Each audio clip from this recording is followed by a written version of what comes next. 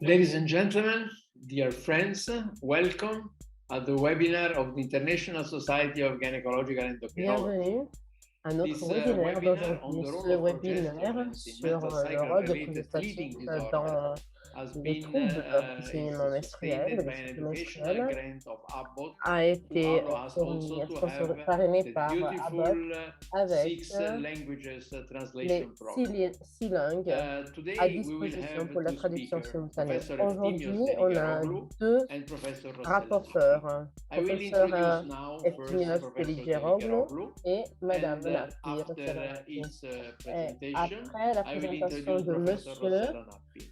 je At the laisserai end la of parole à the two Madame Rossella presentations, we Nappi. will À la have fin the des deux general présentations, discussion. on aura Please un débat write your ouvert. question Si in vous avez des question and answer. questions, I vous will read pouvez the écrire question vos and I questions. Je will vais lire introduce les the question questions to the dans la different section speakers. réponses, demandes et réponses. And it's my pleasure now to Et introduce les Professor Efthymios rapporteurs Deligeroglu. vont répondre. Efthymios is Maintenant, je vais laisser Professor la parole Emeritus of au National and professeur Kapodistrian University of Athens Efthymios Medical School Deligeroglu, in qui Greece, as well as head est of the Division professeur of émérite Pediatric à Adolescent l'université Gynecology en of Mitera Grèce Children's Hospital and President of the Hellenic Society de of la Société Gynecological hellénique Endocrinology. de He has l'endométriose. been chairman of the second Et il a department été of obstetric président du deuxième gynecology in président Erythaion de Hospital in l'écologie, de Medical School, l'hôpital a national and et de Kapodistrian l'école de University of Athens, médecine, Greece, ainsi que de and l'université de also Pise.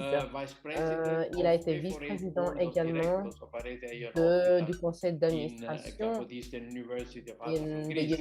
à He's also l'université served de at Capodis. National and Kapodistrian University of Athens as head Et of the il a department of été Mother's responsable de Child Health of département Medical de Science. médecine et He's de member sciences of a huge médicales. number of Donc, medical il est societies, vraiment, and il he fait has partie served des sociétés as médicales vice importantes. president and Il a été secretary general vice-président et of secrétaire Federation of général de International Society fédérations of Gynecological de Adolescent Gynecology, différentes and also sociétés et de is still départements. president and Et secretary il est general of encore several président et Hellenic secrétaire général societies. He had de a huge différentes number of sociétés. Il a publications, eu vraiment 889, beaucoup de and publications with à son more than titre et 2,800 il a eu citations, and he 2800 participated to a citations huge dans number of les I cannot tell you how magazines many are, scientifiques. because Mais je Efthymios ne vais pas vous is a dire parce very que long time far from your university, but more than 1,000. ces publications And sont as invited dans speaker, une quantité with énorme. Donc, 25 son international and activité Hellenic est awards and remarquable. publications. Okay, then Alors, Efthymios, you maintenant, je have laisse la your parole à presentation, Monsieur which will be dedicated in a very important chapter, au which is the role professeur of progesterone Deligerolgo in the et management of abnormal uterine il bleeding va nous in présenter adolescents. Thank you very much. You can Thank start. you, Professor Giannazzani, une for the kind présentation sur le for the rôle des kind progestatifs invitation dans la of this gestion introduction. du saignement Ladies and anormal dans gentlemen, it's l'adolescence. a pleasure to be C'est un plaisir with d'être you. It's a ici pleasure to be in this aujourd'hui webinar with avec Professoressa Nappi, Madame with all of you Nappi that et avec vous tous assisted in this aujourd'hui trial to participate, pour to give participer more information et about essayer de vous treatment of fournir plusieurs abnormal uterine informations bleeding, about the treatment concernant of dysfunction in le uterine bleeding. traitement des And saignements thanks utérins once anormaux dans again for the kind l'adolescence. invitation, Encore une Professor fois, je Andrea vous remercie de Giannazzani, my close l'invitation friend. et Let's go to je start. vous souhaite la Yes, you bienvenue. can share your screen. Vous pouvez partager Yes. votre écran maintenant. The history of abnormal uterine bleeding, menstrual cycle abnormalities L'histoire des have been saignements utérins reported since ancients ancient times.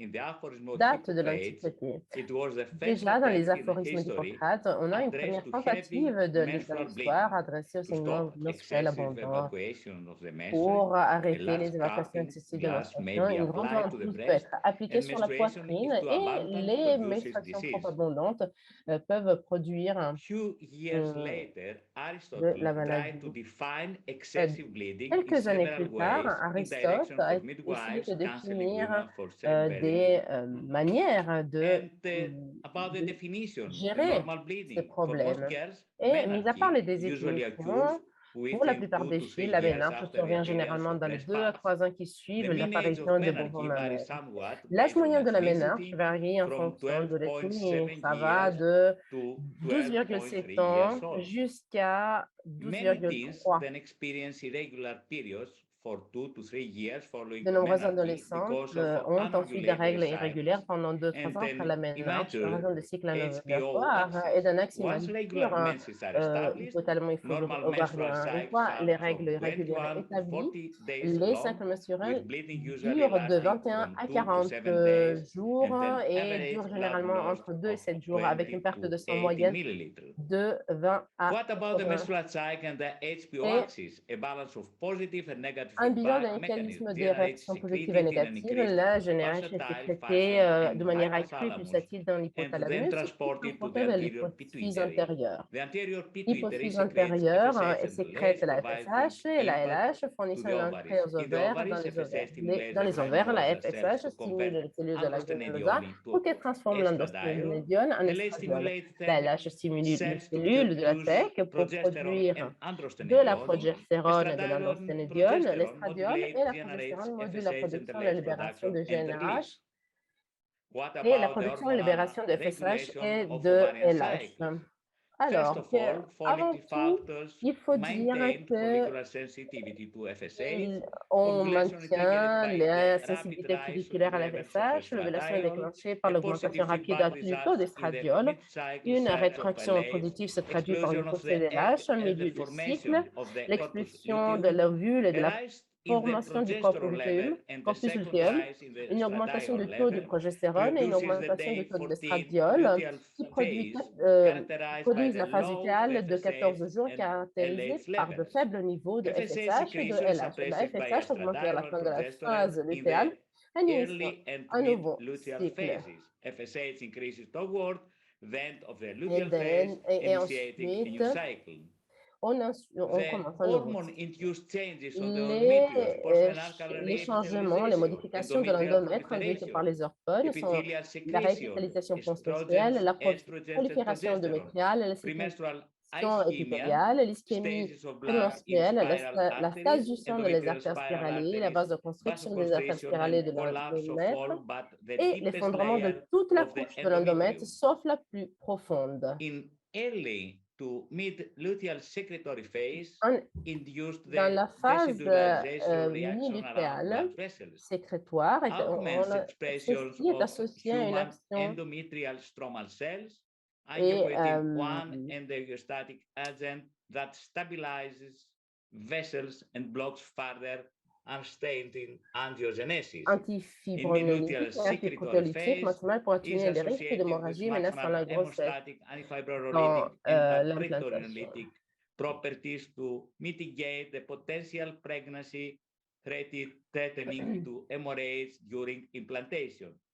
Following the À eventual l'échec failure of éventuel de conception, la progesterone conception, le retrait withdrawal de la progestérone creates crée a un environnement pro-hemorrhagic environment around pro-hémorragique endometrial autour blood des vaisseaux vessels, sanguins de promoting menstrual l'endomètre, bleeding. favorisant les The saignements impact of menstruels. menstrual bleeding L'impact disorders, des troubles menstrual menstruels, disorders are quel major peut être? health concern. Les troubles They menstruels sont have un problème de santé significant majeur. Ils impact ont of un the impact overall health majeur and the sur social cost la incurred santé across globale the et sur les world. coûts sociaux Worldwide encourus prevalence dans le is monde approximately entier. from La 3% prévalence to mondiale est d'environ 30% 3 among à 30% chez les reproductive femmes age en âge women. de procréer. Half of La affected women do moitié not des seek femmes medical touchées care. ne The consultent pas de manifestations médecin. vary Les from manifestations varient d'une modest to perturbation severe modeste à une disruption of perturbation work grave de la productivité au productivity travail et de la and the qualité de quality of vie. life. Les Women can femmes have extremely different peuvent avoir experiences des based on expériences their extrêmement différentes individual en fonction de leur perception, perception symptoms, and daily individuelle, des livelihood. symptômes, de leurs moyens de What about the subsistance. percentage? Menstrual Et bleeding qu'est-ce qu'on peut disorders dire worldwide, sur such les as pourcentages TB, des troubles menstruels un peu dans le monde? On 16% abnormal varie uterine bleeding entre in Mexico, 5% amenorrhea in Brazil, 16% au 35% heavy Mexique, menstrual bleeding. en In Arabia Turquie, Saudite, 35% au Brésil, 65% en heavy Arabie menstrual Saoudite, bleeding. In Russia, 32% 65% heavy de menstrual saignements bleeding. In importants. China, Et en Chine, par 18% heavy exemple, menstrual bleeding. In India, a study 18% of de saignements importants. En 13,626 Inde women aussi, aged less than euh, 50 et au years old, Pakistan, 20% avec des abnormal femmes qui uterine sont bleeding, en and in dessous Pakistan, de 30 ans. 26% abnormal uterine bleeding. La présence d'irrégularités menstruelles dans le cycle menstruel concernant la fréquence, la régularité, la durée, le volume du flux en dehors de la grossesse. Un épisode de saignement nécessitant une intervention immédiate pour minimiser ou prévenir la perte de sang supplémentaire. Ça peut se produire en présence ou en absence de saignements utérins anormaux chroniques. Le saignement est anormal en termes de durée, en termes de volume, de fréquence, de régularité, et cela a été présent pour la plupart des 6 mois précédents. Les anciens termes tels que oligoménorrhée, ménorrhagie, saignement utérin dysfonctionnel doivent être abandonnés au profit de l'utilisation de termes simples pour décrire la nature des SUA. La perte de sang excessive ou prolongée provenant de l'utérus se définit comme un saignement utérin anormal. Et il s'agit vraiment d'une condition très fréquente à l'adolescence. Sa présentation peut causer une détresse importante à la fois à la jeune fille, dans ses parents, qui les amène à rechercher une assistance médicale. La gravité des saignements peut varier de légère à très grave, nécessitant une hospitalisation immédiate et un traitement approprié. La physiopathologie de saignement menstruel sera analysée maintenant parce qu'on peut avoir des troubles de la coagulation comme des coagulopathies ou iatrogènes ou tout dérèglement de la structure de l'utérus, les ioniome, polypes, adénomyose, des malignité, des hyperplasies ou sinon encore la perturbation de l'axe HPO, pas des troubles ovulatoires endocriniens ou de façon iatrogène. Et le FIGO 2018 a créé une nomenclature des symptômes. Alors, on a dit que les indicateurs sont que la fréquence est normale entre 24 et 36 jours. C'est anormal si on n'a pas de saignement, s'il y a donc un aménorrhée, si ce n'est pas fréquent, si on a une durée supérieure à 36 jours ou fréquent inférieur à 24 jours. La durée normale est d'environ 8 jours, alors que prolongée, c'est supérieur à 8 jours. Pour ce qui est du volume de flux, c'est normal. Il n'y a pas de saignement énorme. Par contre, si celui-ci est léger, on peut utiliser des médicaments thyroïdiens. Le FIGO propose un nouveau système de classification pour le diagnostic des SUA chez les femmes négligentes en âge procréé qui a été approuvé par l'American College of Obstetricians and Gynecology. Ce système peut également être appliqué aux patientes adolescentes, catégorise les causes des SUA en 2 groupes principaux en fonction de l'existence d'une pathologie utérine et la classification qui suit l'acronyme PALCOIN. Pour les causes suivantes, polypes, adénomyose, légumiome, malignité, hyperplasie, coagulopathie, dysfonctionnement ovulatoire, endométrial, iatrogène et non classé autrement. La classification PALCOIN concerne, comme ici, vous pouvez voir ici, des saignements anormaux, des saignements intermenstruels.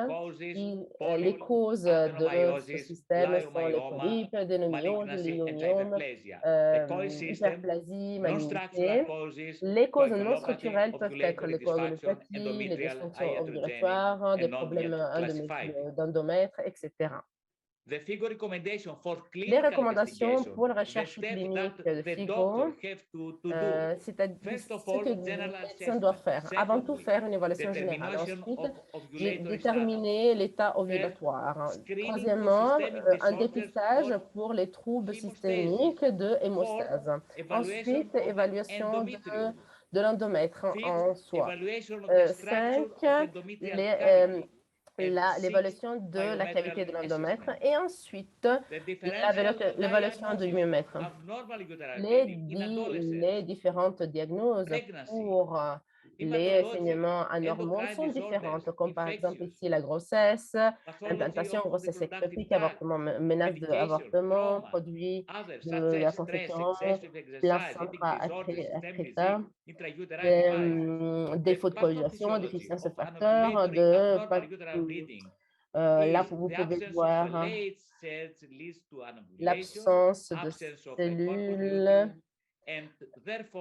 et pour réduire la production du progestérone. Là, le mécanisme physiopathologique qui conduit au SUA est l'absence de réflexion estrogénique positive sur l'hypothalamus, c'est nécessaire pour la montée de LHA, du LH, au milieu du cycle et à l'ovulation qui s'ensuit. Cet endomètre commence donc à se détacher de manière irrégulière de l'endomètre et entraîne une perte de sang. Et donc, la constante non contrariée par l'action du progestérone des estrogènes provoque la formation d'un endomètre épais, mais lâche qui ne peut pas être stabilisé par la progestérone.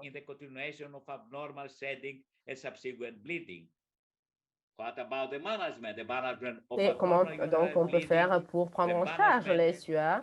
Alors, avant tout, il faut cela dépend de la sévérité et l'étiologie du saignement. Les objectifs du contrôle des SUA comprennent la prévention des complications telles que l'anémie, ainsi que le rétablissement des saignements cycliques irréguliers, et les troubles systémiques endocriniens hémorragiques sous-jacents sont traités, comme la coagulation, et faire une évaluation ultérieure, une prise en charge plus profonde si l'une de ces conditions est identifiée. Pour les patients chez qui aucune autre étiologie n'est trouvée, la prise en charge de SUA sera en partie dirigée par la quantité de flux, le degré d'anémie et disons, la condition familiale. Donc, là, avant tout, qu'est-ce qu'il faut faire? Évaluer l'histoire initiale et physique pour voir quelle a été peut-être la cause de son. Ensuite, vérifier si la situation est stable ou pas. Si c'est instable, on a des options d'urgence. Ensuite, il faut faire un test de grossesse avec la numérotation sanguine complète, le dépistage du cancer du col de l'utérus. Et si celui-ci est identifié, faire des traitements d'urgence. En outre, il faut faire une évaluation supplémentaire si on suspecte par exemple une coagulopathie, si par exemple la femme a plus de 45 ans et qu'il y a un risque de cancer plus important de l'endomètre. Il faut faire une biopsie. S'il y a un examen anormal de symptômes qui persistent après le traitement et s'il y a des symptômes persistants après le traitement. Si ce n'est pas anormal, alors dans ce cas, il faut avancer dans l'analyse. Quels sont donc les traitements à administrer? Des oxydophrénexamiques, antifibrinolytiques, des médicaments anti-inflammatoires non stéroïdiens, la pilule contraceptive, les progestatifs, danazol, analogue de la générique, etc. Et la progestérone, qu'est-ce qu'elle a comme contre-indication? 10 mg une fois par jour pendant 5 à 10 jours peuvent être efficaces pour un flux léger à modéré. Les patients peuvent également suivre un cycle mensuel avec progestérone seul et acétate de médroxyprogestérone de 150 mg par voie intramusculaire tous les 3 mois ou encore introduire un dispositif utérin ou lévonorgestrel. Mais Pas tous les progestatifs sont les mêmes. Il y a des différents récepteurs, différentes liaisons aux récepteurs de progestatifs. Et donc, il faut étudier pour avancer. Il y a différentes structures moléculaires. Les progestatifs sont liés au progestérone. Il y en a qui sont liés à la progestérone et d'autres au testostérone. Il est important de dire que l'héroïsomètre de la progestérone, c'est la dihydrogestérone est dérivé de la progestérone et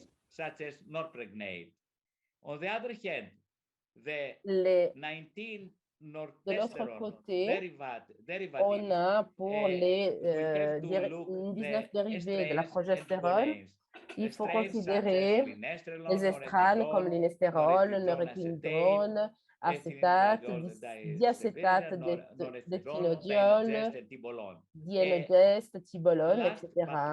Et encore les dérivés de la spironolactone. Qu'est-ce que cela fait en sorte que la molécule d'hydrogestérone est unique? Il n'a pas d'effet estrogène, il n'y a pas d'activité glucocorticoïde. Et en fait,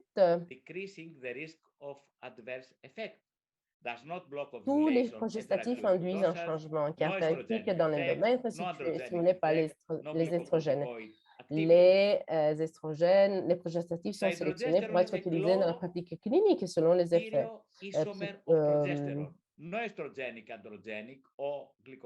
Alors, la dihydrogestérone, façonnée par la lumière, présente une mieux disponibilité orale accrue, une autre sélectivité par les récepteurs de la progestérone. Et en plus, il n'y a pas d'effet estrogénique, androgénique et glucocorticoïde. Cela n'inhibe pas l'ovulation à des doses normales et un potentiel antiandrogène par rapport à la progestérone. Le traitement à la dihydrogestérone dans les troubles menstruels inclut un comprimé pelliculaire qui contient 10 mg de dihydrogestérone qui est utile pour les cycles irréguliers, pour l'aménorrhée secondaire, l'endométriose, la dysménorrhée et la syndrome prémenstruel. Et dans l'âge reproductif, concernant les indications dans l'âge reproductif, alors, dans ce sens, on peut un soutien lutéal dans le cadre d'une reproduction assistée, infertilité due à l'insuffisance lutéale ou la menace de fausse couche.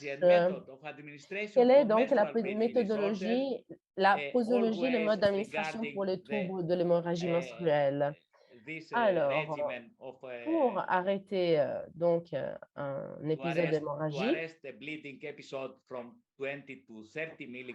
il faut administrer 20 à 30 mg par jour pendant 10 jours et pour un traitement continu, 10 à 20 mg par jour pendant la seconde moitié du cycle menstruel, en commençant par le jour de début du cycle. Et un saignement de retrait se produit si l'endomètre a été correctement amorcé avec des estrogènes endogènes ou exogènes. Et ceci est une indication pour cette pathologie. Et il y a donc une indication de traitement dans ce cas. Donc, en cas de menstruation irrégulière, on peut commencer par 20 mg en commençant par les jours du cycle et en prenant ce traitement dans les jours pairs. Et en cas d'aménorrhée secondaire, 10 à 20 mg de dihydrogestérone par jour pendant 14 jours pendant la deuxième moitié de cycle menstruel théorique. Donc,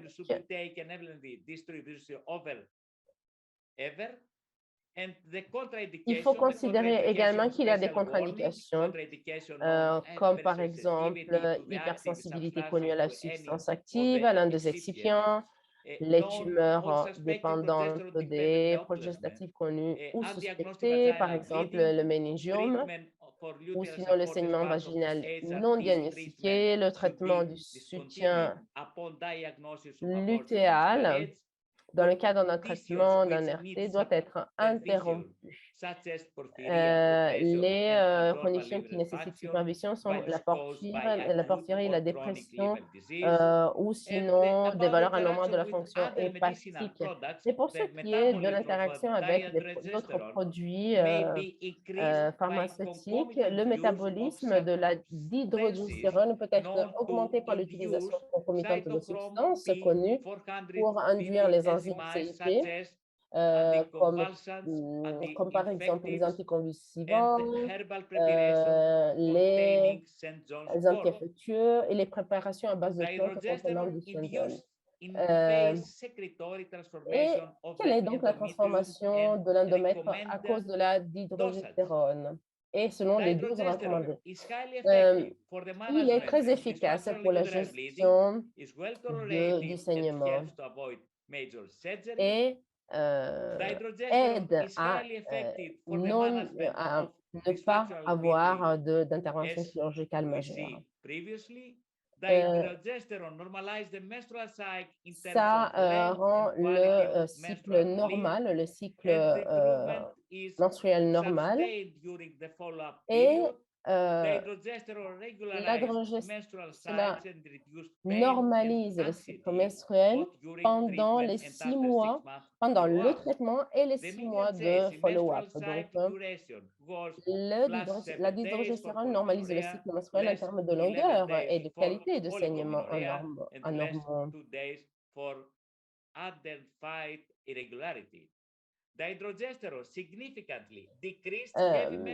Il y a eu une amélioration importante des hémorragies menstruelles abondantes de la qualité de vie avec cette dihydrogestérone. Et pour conclure, qu'est-ce qu'il faut faire? Il faut souligner que les étiologies des SUA aigus doivent être classées selon le système Falcone.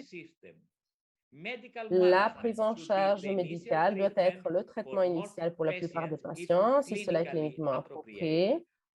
Une fois que l'épisode de saignement aigu a été contrôlé, la transition de la patiente vers un traitement d'entretien à long terme est fortement recommandée.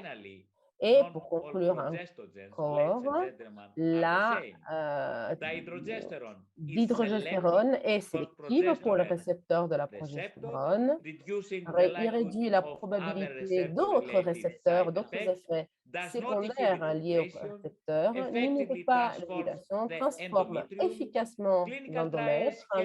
Et les recherches, les essais cliniques ont démontré l'efficacité de la dihydrogestérone dans le traitement de saignements utérin dysfonctionnels, y compris les saignements utérins normaux et les menstruations abondantes, comme par exemple le cycle menstruel irrégulier entre 8 et 10 jours et l'aménorrhée secondaire. Messieurs, dames, il faut souligner le fait que l'utilisation de la progestérone est vraiment utile pour les saignements utérins, surtout lorsqu'il y a une déficience de la phase lutéale. Et il est très utile de l'utiliser parce que il faut arrêter cette pathologie, cette maladie pour les femmes, parce que celle-ci, ce n'est pas uniquement pour la fille, mais également pour la famille. C'est un problème pour toute la famille de la femme et de la fille. Je vous remercie encore une fois de votre présence et je remercie encore une fois vous tous pour l'invitation. Et il faut faire des pratiques, il faut essayer d'avancer tous ensemble. Messieurs, dames, merci encore une fois. Efthymios, for that beautiful lecture on the management of abnormal uterine bleeding in De adolescents. cette présentation. Et maintenant, il faut passer de l'autre côté. Nous avons Rossel Nappi maintenant qui va parler en fait d'un autre sujet très intéressant, à savoir le rôle des progestatifs dans la prise en charge des saignements utérins anormaux et en périménopause. Et les membres du Centre de recherche en médecine de la reproduction et unité d'endocrinologie gynécologique et de ménopause à l'université de Pavie en Italie, et les également membre du conseil d'administration de la Société internationale d'endocrinologie gynécologique et est secrétaire général de la Société internationale de la ménopause. Elle a écrit 350 articles scientifiques dans des journaux donc peer-reviewed et dans des livres internationaux avec à peu près 72 000 citations, et elle est également présidente de la Société internationale pour l'étude de la santé sexuelle des femmes, et en ce moment elle est membre permanent du conseil consultatif donc de la Société internationale de gynécologie et technologie et de l'Académie internationale pour la reproduction humaine, et secrétaire général de la Société pour la ménopause au niveau international. Donc tu as la parole, Rossel, et je vous invite à m'envoyer les questions parce que nous allons avoir une question session et réponse que nous allons présenter donc les réponses à nos intervenants. Merci beaucoup à toutes et à tous. Je voudrais remercier l'intervenant précédent d'avoir rendu ma vie beaucoup plus simple ici. Vous avez donc mes divulgations d'intérêt. Donc mon sujet est très intéressant. Je voudrais commencer en disant que quand nous parlons des saignements menstruels anormaux, dans la ménopause par exemple, et dans cette phase, nous devons parler également de quelque chose de physiologique. Pourquoi? Parce que quand nous pensons par exemple à la ménopause, on a des changements au niveau des cycles menstruels et des caractéristiques. Comme vous pouvez voir ici, vous avez donc un graphique très intéressant de Santoro. Nous pouvons commencer et déjà pendant la phase reproductive tardive avec des saignements irréguliers, légèrement irréguliers, et puis nous avons un changement significatif en termes de longueur du cycle, et surtout vers la fin dans la transition de la ménopause tardive, nous arrivons à la fin donc de cette période, à la fin de la période menstruelle. Mais ce voyage est très long et très intéressant parce que on a des variations à ce niveau. Donc, on a l'apparition de la variabilité des pertes sanguines menstruelles qui est associée à l'apparition des cycles irréguliers. 12 à 25% des femmes connaissent une modification minime ou nulle de la durée de leur cycle menstruel avant leur dernière menstruation de PMF. Les femmes dont le début de la transition ménopausique est plus précoce ont des transitions plus longues. Lorsque la transition n'est pas soudaine, elle peut durer de 4 à 10 ans environ, une durée plus longue étant associée à un âge d'apparition plus précoce. Un flux excessif et des saignements menstruels prolongés sont une caractéristique de la transition ménopausique. Les pertes de sang menstruel excessives supérieures à 250 ml ont été associées à des cycles ovulatoires avec des niveaux élevés D2 et à une ménopause tardive, transition ménopausique tardive. L'anovulation est fréquente pendant la transition ménopausique, mais des cycles ovulatoires normaux sur le plan hormonal peuvent se produire jusqu'à la FMP. La plupart des femmes connaissent au moins 3 épisodes de saignements répétés durant 10 jours ou plus au cours des 10,5 années d'observation, tandis qu'un tiers d'entre elles ont des saignements menstruels abondants durant 3 jours ou plus, avec des pertes sanguines dépassant fréquemment 80 millilitres. Et cela est très intéressant. Donc on a des pertes de sang menstruels de plus de 250 millilitres. Ces cycles sont caractérisés par estradiol, de niveau d'estradiol très très élevé, et c'est quelque chose de très intéressant que je voudrais mettre en exergue un petit peu.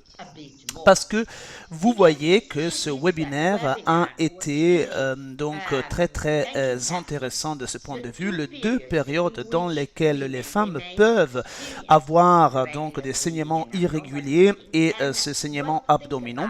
Donc il faut penser à la périménopause et même à la phase préménopausique. Donc il s'agit de regarder également l'adolescence dans le miroir et l'anovulation qui est très très commune, mais il est très très commun d'avoir également un phénomène que nous appelons loop. Ce loop nous amène à la polyménorrhée par exemple et à d'autres oligoménorrhées, etc. Et on a également d'autres troubles à ce niveau, des saignements menstruels abondants et des saignements utérins anormaux.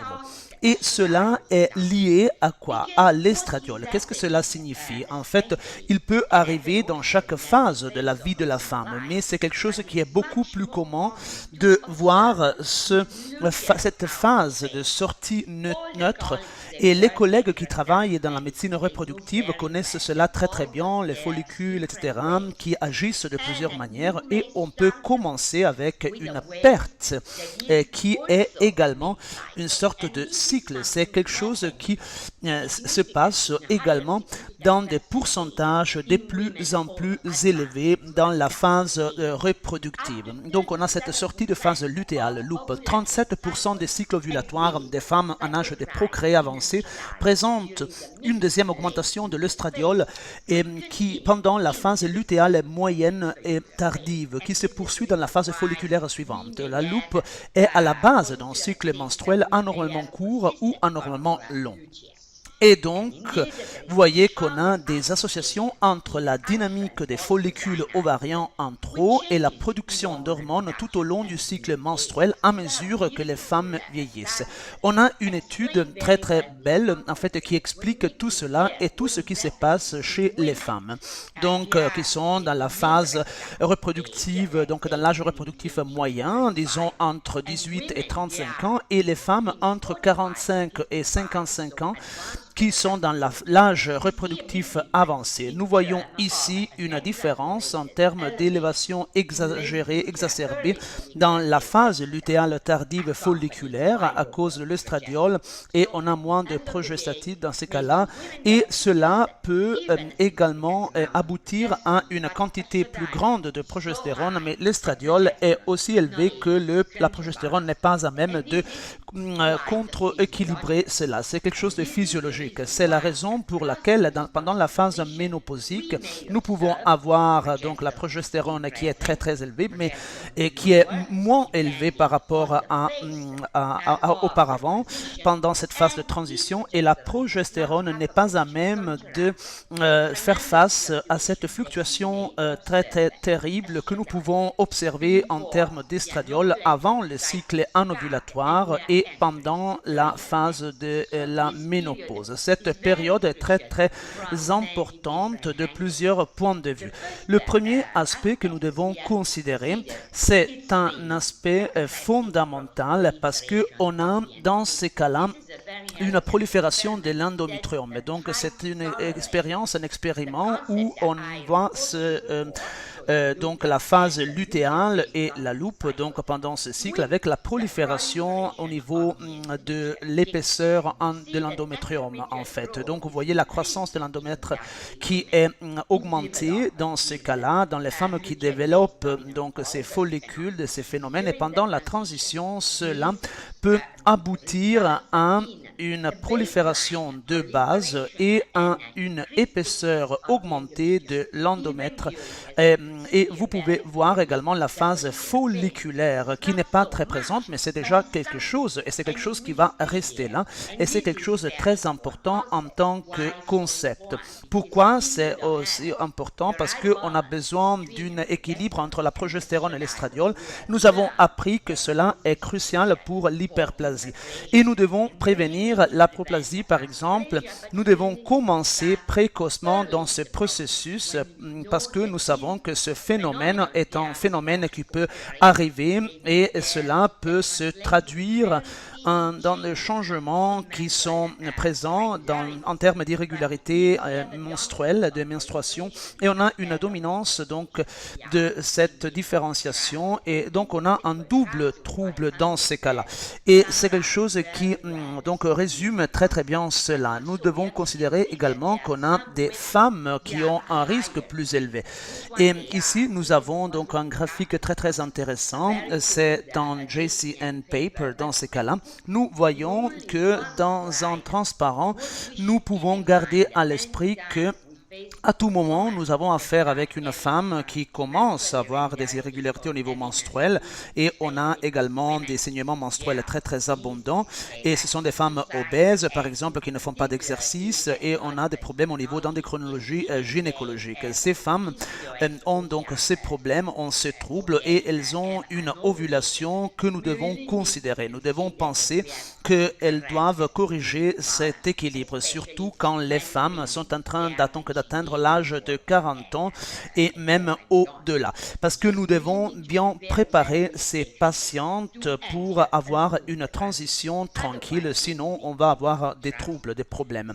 Mais en dépit de cela, nous devons également considérer qu'on a des femmes qui sont déjà dans la phase de ménopause, et elles ont besoin d'un équilibre pour beaucoup de raisons, parce qu'elles sont obèses, pas seulement pour cela, parce qu'elles ont également PCOS, mais même parce qu'elles n'ont pas d'ovulation, elles n'ont plus d'ovulation.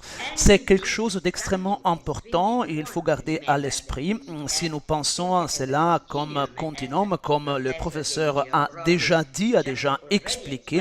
Donc, on a besoin d'une certaine continuité, on a besoin donc de cet équilibre entre ces deux concepts, la prolifération et la différenciation, et nous devons faire en sorte que les femmes puissent avoir donc une santé correcte, parce qu'on a besoin de cet équilibre entre l'estradiol et la progestérone, et cela a un impact également sur les tissus en général, et cela est quelque chose de très très important.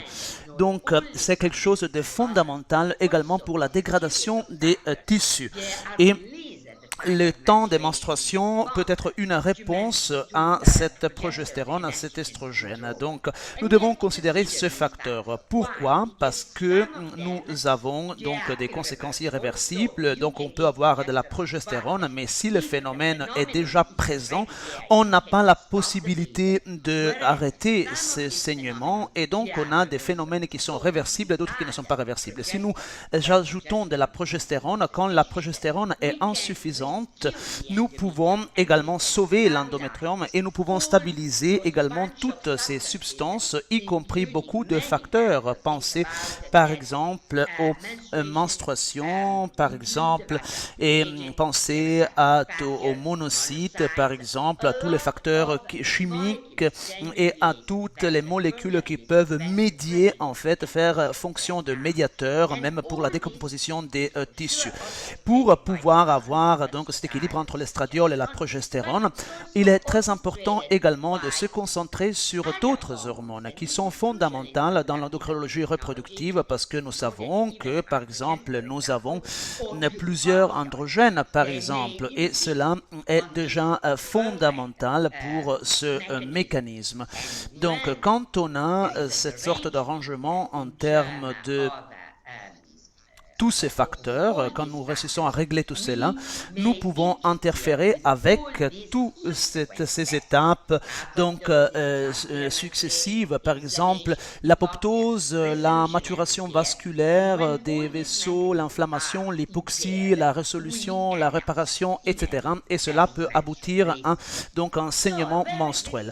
Et donc ici, nous avons également un autre graphique très intéressant qui a été fait par Critchley, et pour faire comprendre la régulation des menstruations, et vous avez toutes ces choses que je vous ai déjà racontées. Il faut considérer que quand nous avons cette physiologie concernant la progestérone, nous avons quelque chose, une maturité au niveau de l'endométriose et au niveau des artérioles, par exemple, et cela peut aboutir également à une physiologie complètement différente. Donc, après le retrait de la progestérone, progestérone, les artérioles spiralées de l'endomètre, matures et spécialisées, se contractent en raison de l'augmentation des facteurs vasoactifs, par exemple l'endothéline et la prostaglandine. Cette vasoconstriction est impérative pour limiter la perte de sang menstruel, comme le démontre l'équation de Poseuil, où la résistance du vaisseau est directement proportionnelle à la longueur du vaisseau et à la viscosité du sang, et inversement proportionnelle au rayon à la quatrième puissance. L'environnement local de l'endomètre est exposé à l'inflammation et à l'hypoxie et se répare sans perte de fonction. L'immaturité des vaisseaux de l'endomètre et la réduction des facteurs vasoconstricteurs entraînent un plus grand rayon de vaisseaux pendant les menstruations, ce qui augmente considérablement les pertes de sang menstruel. Et c'est l'un des également réponses physiologiques de l'endomètre. Et on n'a pas de réparation dans ce cas-là. Voilà pourquoi on commence à voir une sorte de circuit pathologique. Voilà pourquoi aujourd'hui nous pensons que le saignement utérin est fondamental à comprendre. Donc, comment la compréhension de la physiologie de l'endomètre sous-tend la santé menstruelle. Cela concerne également donc l'apparition de maladies, la vasoconstriction, et garder à l'esprit que l'intervenant donc précédent a parlé de plusieurs pathologies, par exemple, et on a parlé également de ce système de classification des maladies qui peuvent interférer avec la capacité de l'endomètre de saigner, de réparer et également de faire face à toutes les différentes contraintes. Donc, quand on a ce saignement pendant la ménopause, par exemple, cela peut être le résultat d'un déséquilibre d'un point de vue d'un trouble de l'endomètre secondaire qui peut être donc pris en compte dans ces maladies. Donc, c'est quelque chose qu'il faut garder à l'esprit en termes de stratégie de traitement. Nous connaissons très bien également l'algorithme que vous voyez ici, et nous devons penser à la procédure de diagnostic de saignement utérin anormaux. Le collègue a déjà parlé de cela de façon très claire, et on a également donc la périménopause, la phase préménopausique qui est encore plus importante pour pouvoir vérifier les pathologies qui commencent. Donc on a plusieurs des ultrasons, par exemple stéroscopie, des méthodologies qui peuvent être utilisées, par exemple la biopsie, et dans cette période particulière de la vie d'une femme, il est très important donc d'avoir par exemple un IUD médiqué par exemple dans l'utérus, qui peut être une solution, mais parfois cela n'est pas possible pour plusieurs raisons, par exemple parce qu'on a une cavité, on a une expulsion, on a une intolérance, etc. Quand même, nous devons considérer toujours que ici on a deux parties. On a une partie qui est physiologique, à savoir l'ovulation, qui est typique dans cet âge, et puis on a l'autre partie qui est la partie pathologique. Donc on veut donc ne pas avoir la pathologie, par exemple des fibroïdes, etc. Et donc il faut mettre sur pied une stratégie. Nous avons plusieurs stratégies de ce point de vue. J'aime beaucoup donc cela qui vient de la Société internationale. Mariana Lumsen est la présidente.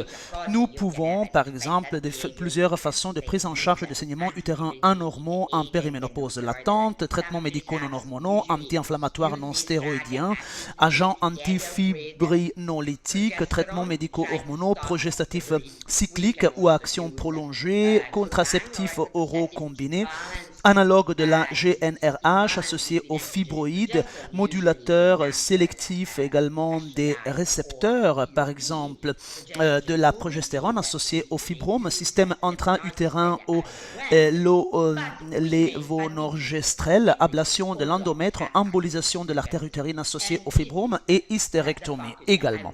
C'est la situation donc actuelle.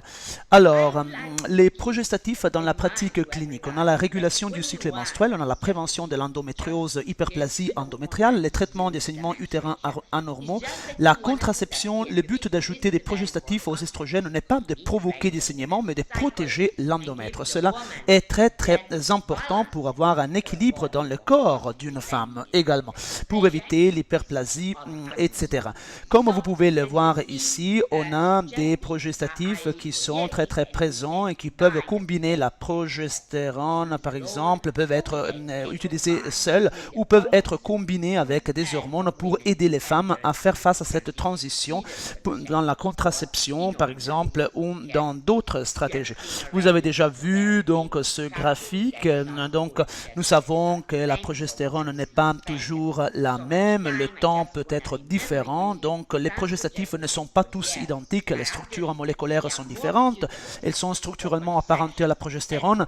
On a la stéréoisomère de la progestérone, donc elles sont structurellement liées à la testostérone, d'autres par exemple, donc on a des différences là-dessus, même dans la thérapie de replacement pour pouvoir favoriser la transition. Et l'hydrogestérone est l'une de celles-ci. Vous devez également vous rappeler que là, nous avons des différences, par exemple. L'intervenant précédent a déjà parlé sur la liaison des progestatifs aux récepteurs. Les activités biologiques sont des activités biologiques distinctes. L'activité biologique d'un progestatif dépend de la structure chimique. Les actions intracellulaires sont principalement médiées par le récepteur des progestatifs, mais beaucoup d'entre eux se fixent à d'autres sites de liaison. Donc, on a des récepteurs, des androgènes, des glucocorticoïdes et des minéralocorticoïdes. Donc, il est très important de garder à l'esprit que les activités biologiques peuvent être très, très différentes et même les récepteurs peuvent être très, très différents. Si nous pensons à tous les progestatifs, par exemple, nous voyons qu'on a des différences même au niveau de traitement pendant la périménopause chez les femmes.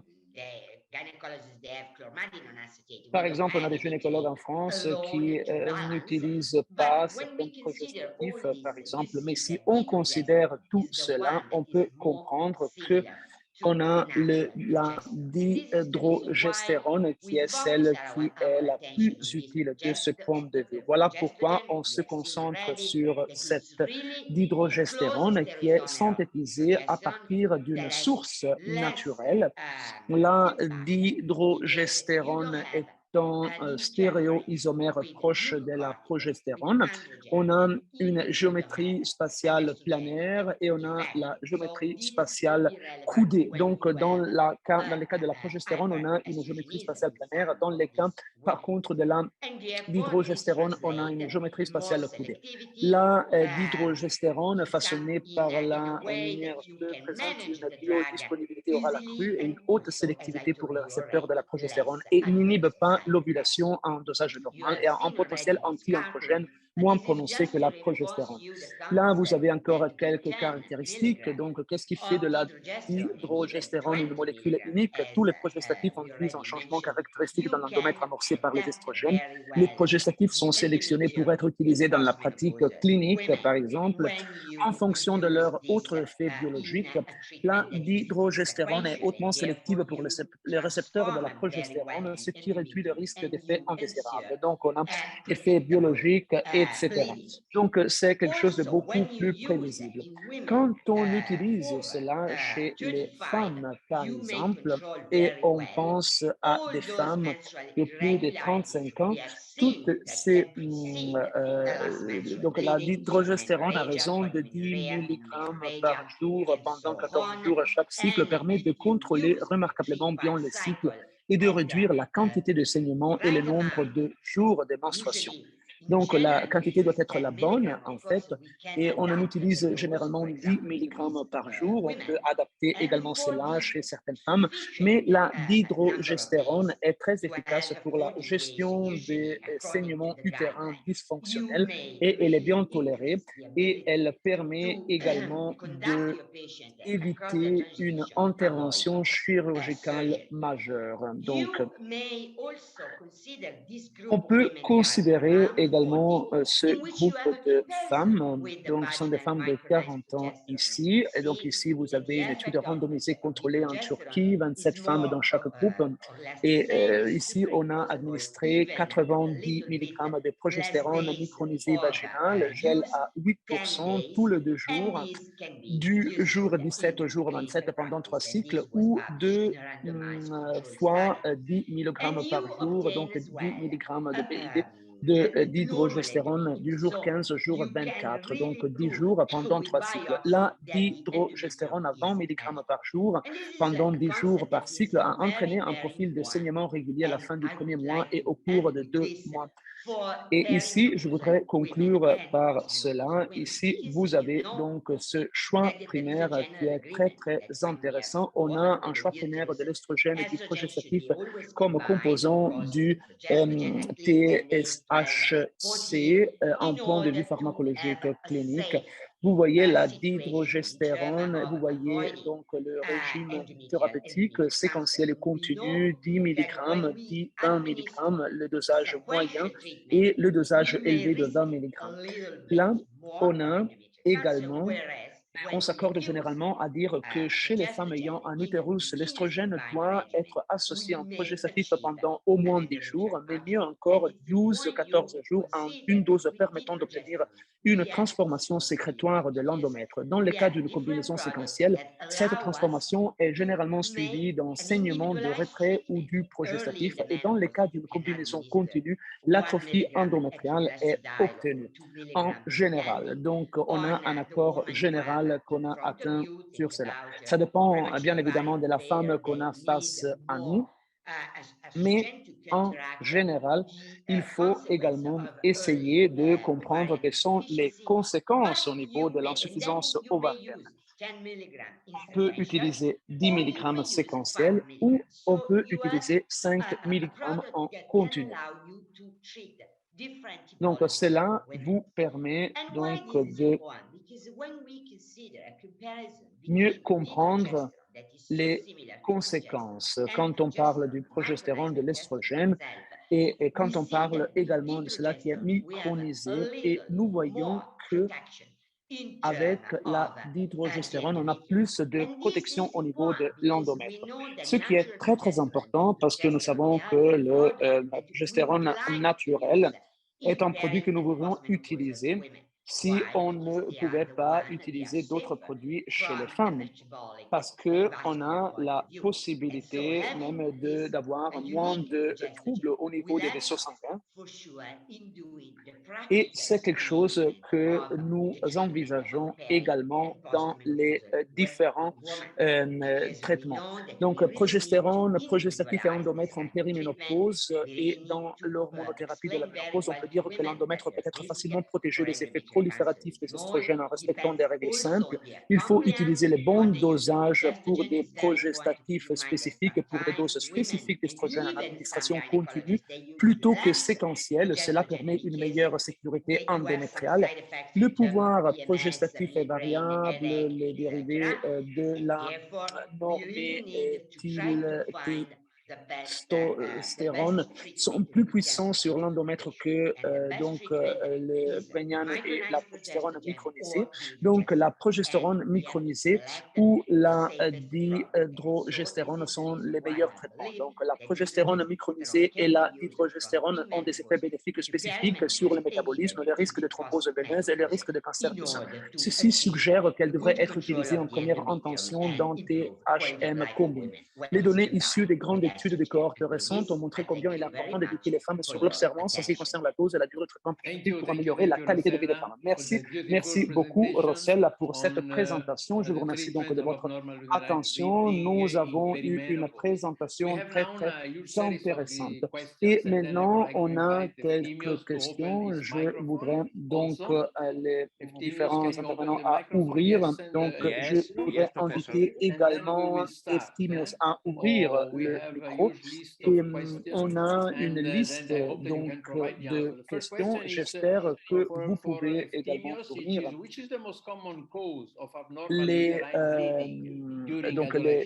les questions. Donc, on a la première question qui concerne donc l'adolescence. Is the most common cause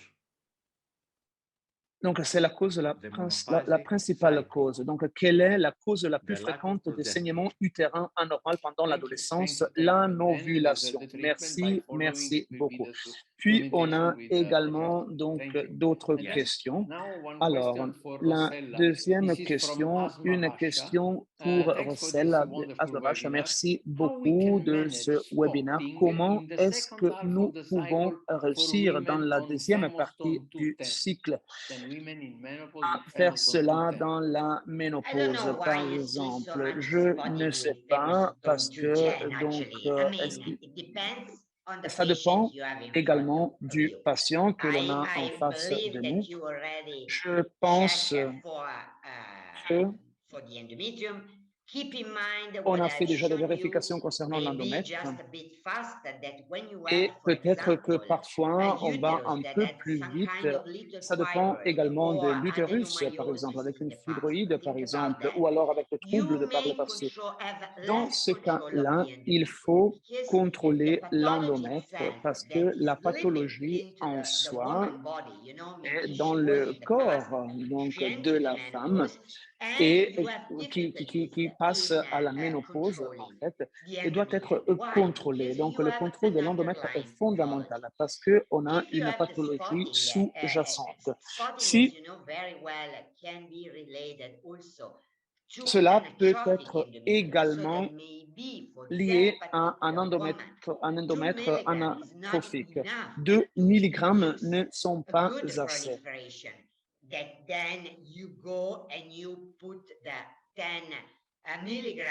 Pour avoir donc 10 mg dans ce cas-là, pour pouvoir donc induire la sécrétion. Par exemple, cette femme est un peu de surpoids. On peut utiliser également 10 mg d'hydrogestérone et on essaye de voir ce qui se passe. Okay? Ça peut être une possibilité.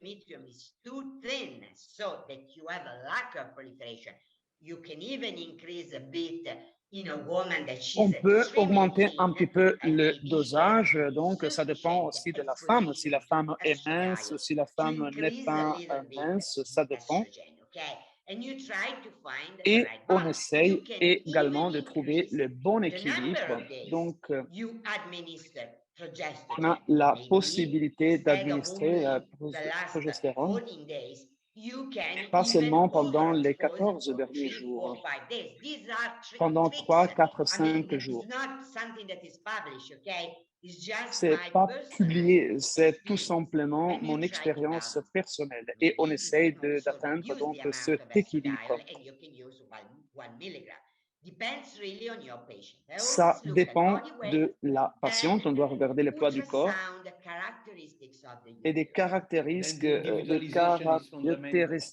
aussi individuelles.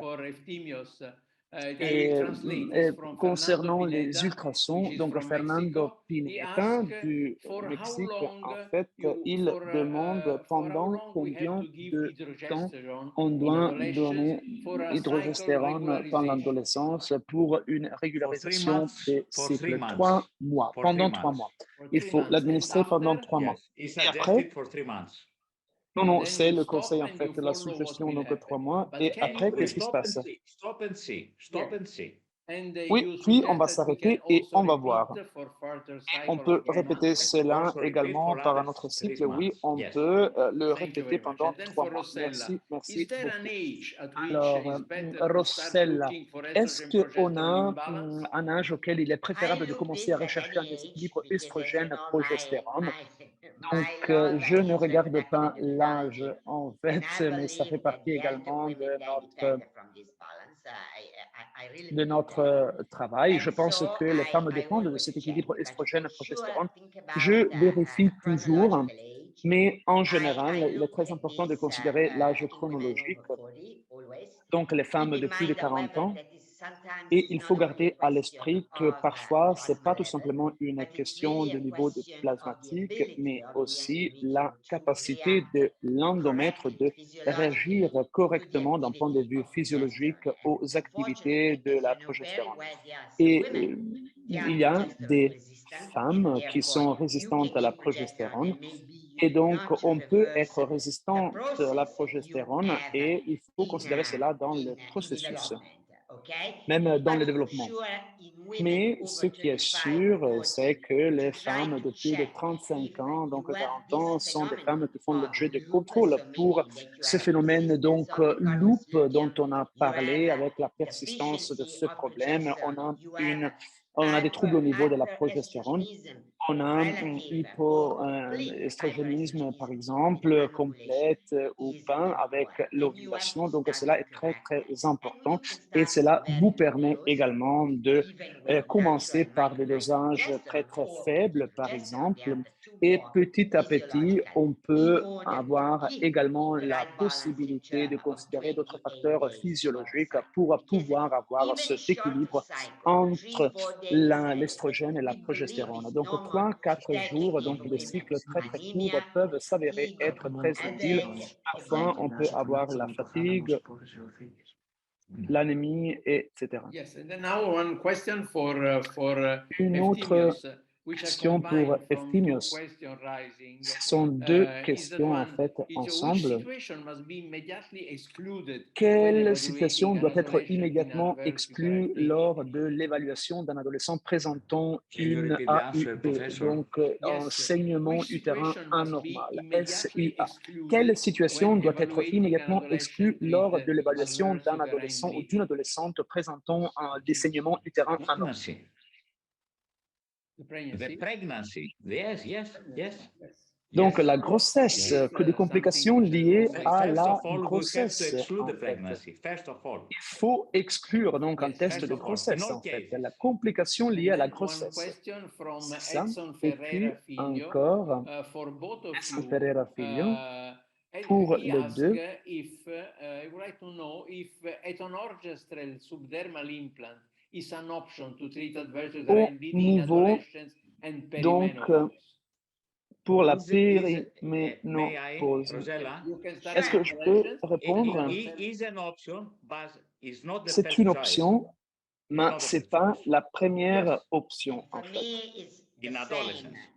Pour moi, c'est la même chose. Donc, si on veut avoir la contraception, ça peut être une option.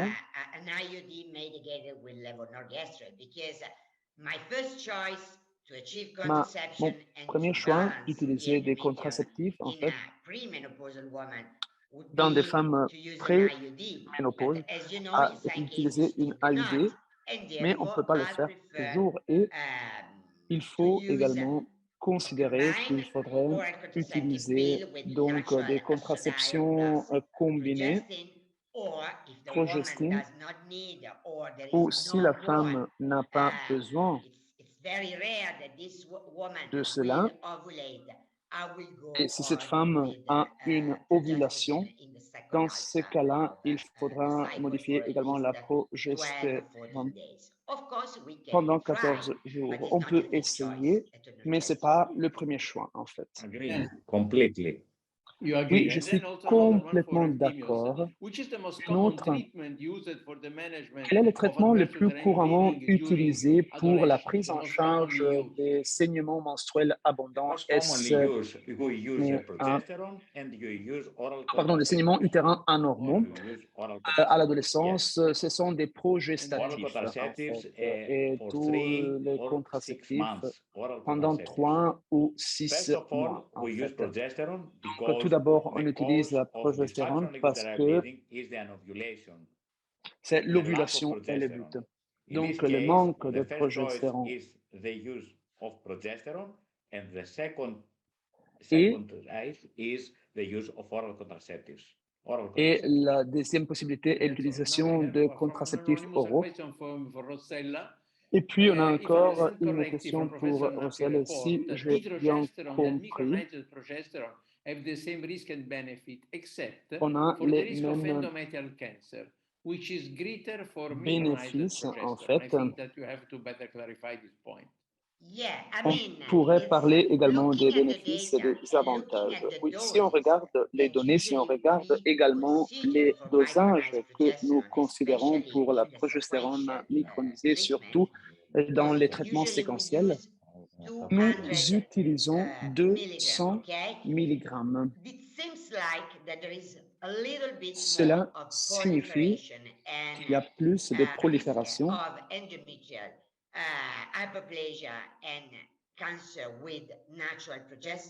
par exemple, cancer avec donc, de la progestérone naturelle. La progestérone donc micronisée donc, est quelque chose de fondamental.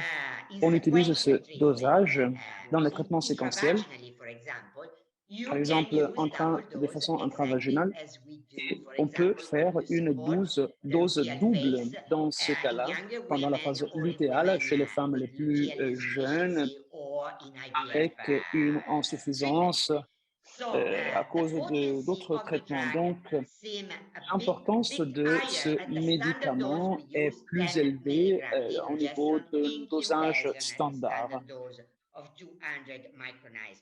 Donc, 200 mg de progestérone micronisée. Donc, on a deux progestérones. On a ce qui est plus sûr pour la poitrine, pour les seins, par exemple. Et on a des composés naturels. Quand on utilise la progestérone naturelle, combinée, on peut atteindre des résultats individuels meilleurs. Donc, 5 mg d'hydrogestérone. C'est le moment de la transition et je crois qu'il y a une autre question qui est liée à ce point, à savoir, donc un collègue qui m'a demandé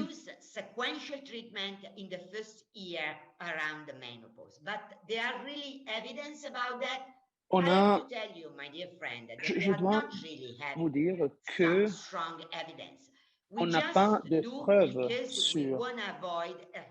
Nous voulons éviter des effets secondaires. On doit avoir et faire un traitement combiné et les gonades donc produisent encore des substances, donc on a aménorrhagie par exemple, etc. Et les femmes vont avoir une résistance au traitement. Voilà pourquoi nous utilisons un traitement séquentiel et nous le faisons tout simplement pendant un an. Donc, je conseille d'utiliser progestérone micronisée ou d'hydrogestérone, mais il faut l'utiliser pendant 1 ou 2 ans et pendant la périménopause, et puis on peut passer à un autre traitement et on peut les combiner. Je crois qu'on ne peut pas faire face à ce saignement si les femmes ne sont vraiment attachées à cet aspect de la menstruation, etc. Par exemple, des femmes qui sont particulièrement jeunes, dans ces cas-là, c'est un problème plus important, ou alors, donc, en effet, merci, Rachel. Maintenant, on demande à Efthymios si une jeune fillette 2 années après la ménarque prend la pilule pour un saignement. Est-ce que ceci a un effet sur sa maturité, sur l'axe HHO, ou il faut considérer également les besoins contraceptifs. Donc, c'est une question pour Efthymios. Oui, dans ce cas, il faut parler de l'adolescence.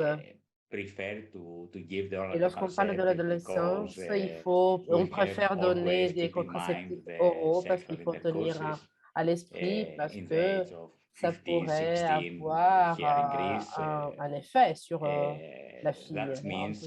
Et ceci signifie qu'on préfère protéger cette fillette avec les contraceptifs oraux si on parle de 2 ans après la ménarque. Et dans le cas où il faut On a des cas différents et donc il faut protéger la fille de la grossesse. Alors, en ce cas, il faut régulariser le cycle menstruel en utilisant. Est-ce qu'on peut associer l'hydrogestérone à l'estrogène transdérmique? Oui, bien sûr, spécialement quand on utilise des doses qui sont faibles. Et donc, je peux utiliser de manière combinée le gel.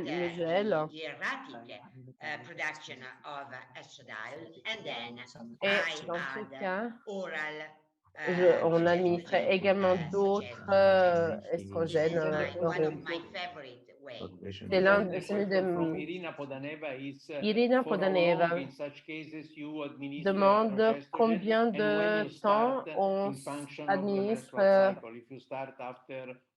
le progestérone et quand est-ce qu'on l'administre. Cela dépend, chers amis. Cela dépend des femmes. Normalement, on commence 8 jours, 9 jours après le début du cycle. Et quand on fait comme ça, non seulement le progestérone n'est pas suffisant, cela dépend aussi de la personne.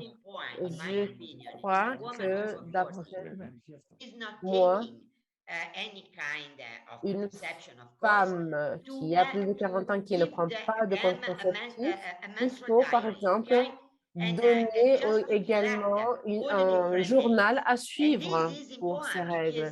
Et il est important de suivre un journal, un programme, parce que lorsqu'on voit que il y a une manière plus simple d'entrer dans l'âge de la préménopause, alors on peut faire des réglages pour mieux entrer dans cette phase. Donc, on commence, par exemple, à administrer le traitement pour stabiliser. Donc, il faut toujours trouver le bon équilibre.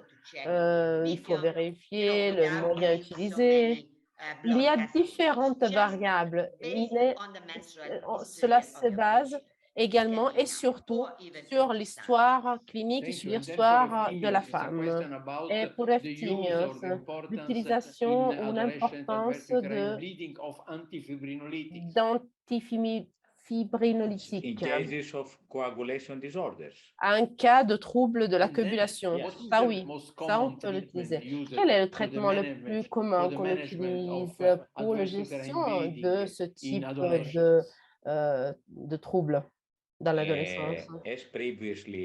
Comme j'ai dit auparavant, le premier choix, c'est la progestérone, et ensuite, lorsqu'il faut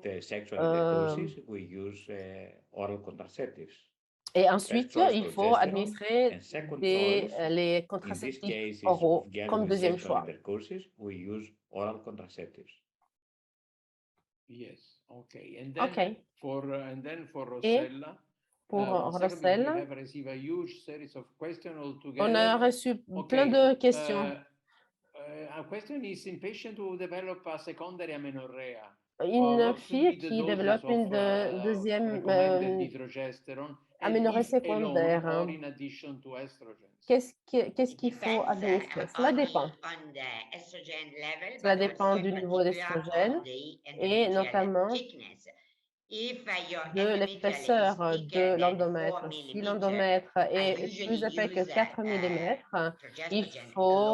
on peut utiliser le progestatif tout seul. Et pour le saignement, on peut utiliser 10 à 20 mg de progestérone selon le type de personne qu'on a devant nous. Mais si la femme n'a pas d'estrogénisation suffisante, peut-être, on n'arrive pas à résoudre cette aménorrhée secondaire en administrant le progestatif. Alors, il faut voir si cela est lié à la ménopause, à la préménopause. Il faut considérer les niveaux d'estrogène. Et donc, il faut essayer de stabiliser un petit peu avec un traitement qui peut combiner estrogène et progestatif. J'ai aussi une question liée from Gaini Zambulovna. After 2 operations of conservative multiple myomectomy, après des opérations de myomectomie, qu'est-ce qu'il faut administrer à une femme ayant 36 ans pour éviter la prolifération des myomes, de nouveaux myomes? Malheureusement, il est difficile de répondre à cette question. Mais je crois que si on n'a pas de bonne cavité, d'après moi, la meilleure serait d'introduire le progestatif à l'intérieur de la cavité utérine.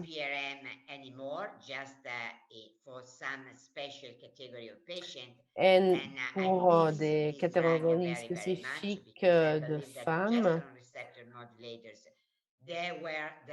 il y a d'autres questions qui peuvent être fournies.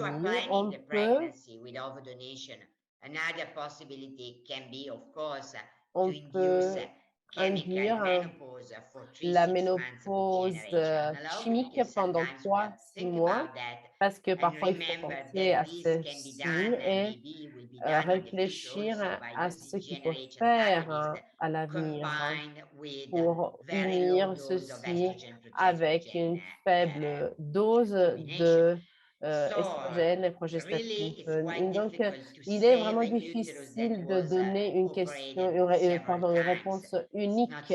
On ne peut pas donner une réponse qui est valable pour tous.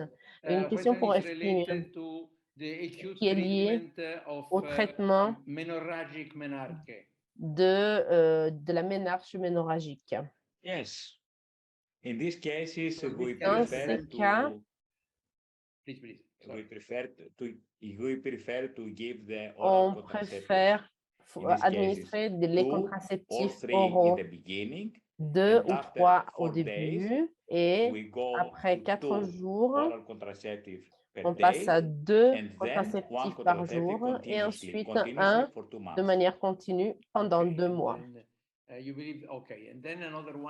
This is from Ingrid Pinas. Hi, Rossella, Ingrid Andrea, and Pinas. Efthymios.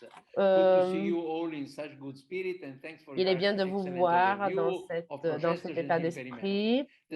Et malgré le fait que les femmes n'aient pas besoin de contraception, le LNG est efficace pour le contrôle des saignements utérins. Peut-être aussi en raison des avantages concernant le risque de cancer de l'ovaire et du sein. Êtes-vous d'accord? Dans notre pays, nombreuses femmes subissent les ablations de l'endomètre, ce qui complique l'utilisation de LNG-IUS. Qu'est-ce que vous recommanderiez aux femmes qui ont besoin d'une HMP après une ablation de l'endomètre? Malheureusement, on n'a pas beaucoup d'expérience à ce propos parce que on n'a pas fait énormément. Je dois dire que normalement, j'utilise, même si on a l'ablation de l'endomètre, j'utilise un traitement combiné. On peut utiliser moins de progestatifs, mais de toute façon, il s'agira d'une action combinée. Donc, on peut pas administrer, on peut ne pas administrer tous les jours la même dose, ça non, mais on peut choisir un traitement suivre pendant 1 mois et après changer parce que, par exemple, dans mon pays, il est très fréquent que les femmes saignent après l'utilisation de l'estrogène. Donc, il faut considérer aussi d'autres facteurs de risque. Donc, d'après moi, il est toujours utile de combiner estrogène et progestatif. Si on a uniquement un cas de cancer de l'endomètre, ceci rendra la vie très, très difficile. Alors, à ce moment-là, à mon avis, il est toujours plus simple d'utiliser la combinaison des deux traitements parce que, spécialement chez les femmes qui sont obèses ou qui fument, il est intéressant vraiment de les aider de cette manière, même pour les femmes qui souffrent de migraines.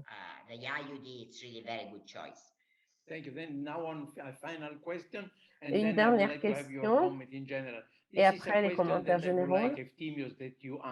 Efthymios, je te demande cette question, parce que cette question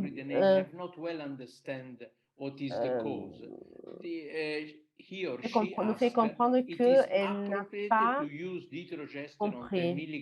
Il est approprié d'utiliser le progestérone pendant 14 jours pour aider à la perte de poids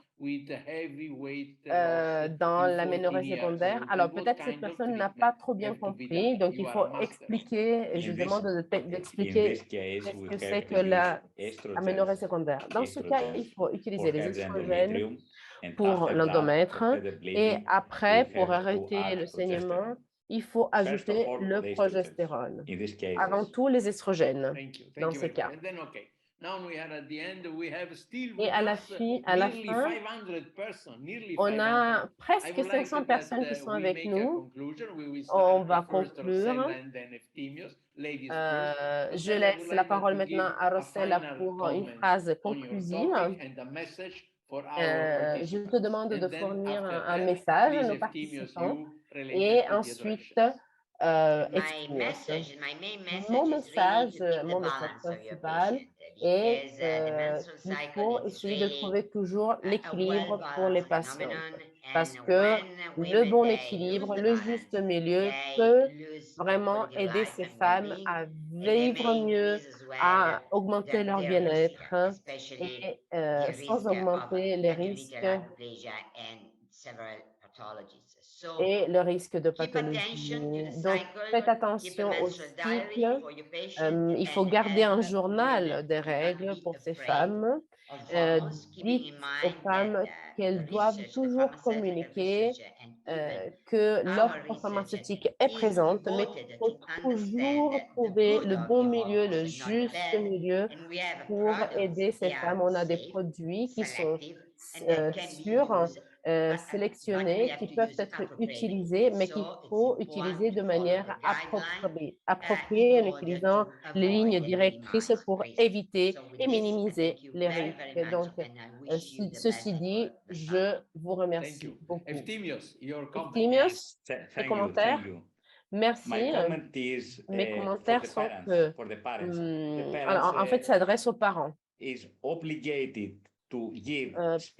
qui sont obligés parfois de gérer ce type de situation et notamment